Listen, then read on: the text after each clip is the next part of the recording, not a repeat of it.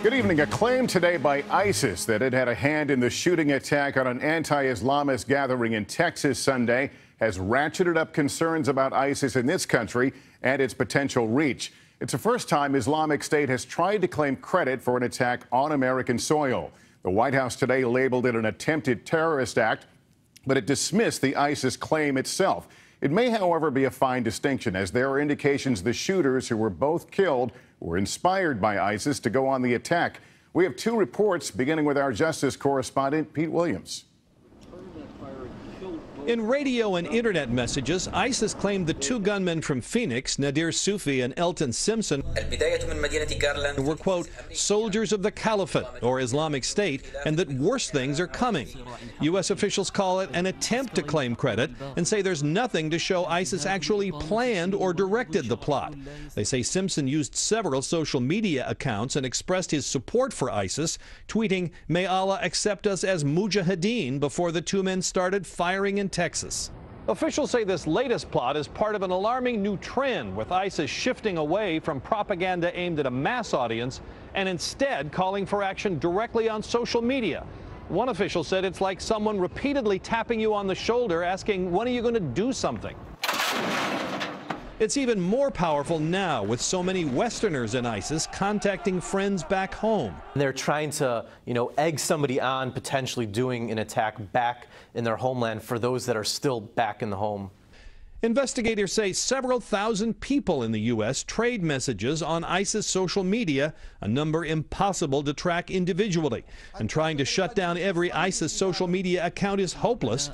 The answer, many say, is more people putting out an opposing message online. I believe a counter-ideology or a counter-narrative to the ISIS radical ideology could be successful, but it has to be grassroots.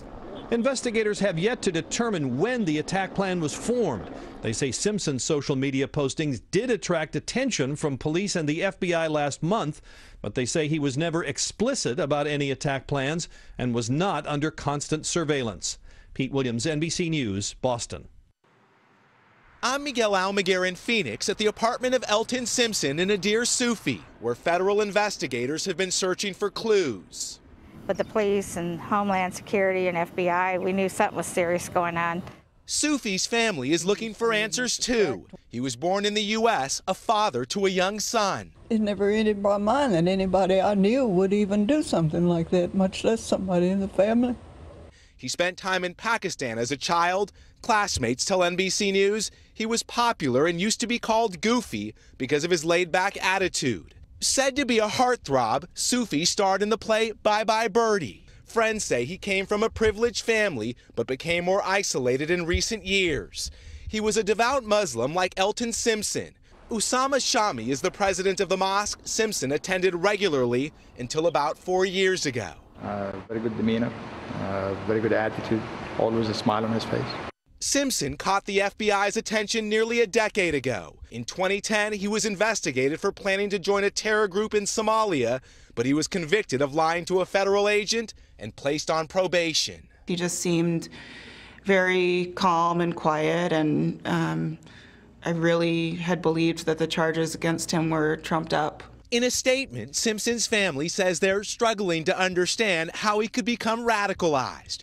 Writing, "We are sure many people in the country are curious to know if we had any idea of Elton's plan. To that we say without question, we did not." Neighbors say the two men lived in the apartment complex behind me together for years. Law enforcement sources say the guns used in Sunday's shooting were purchased legally. Lester. Miguel Almaguer tonight.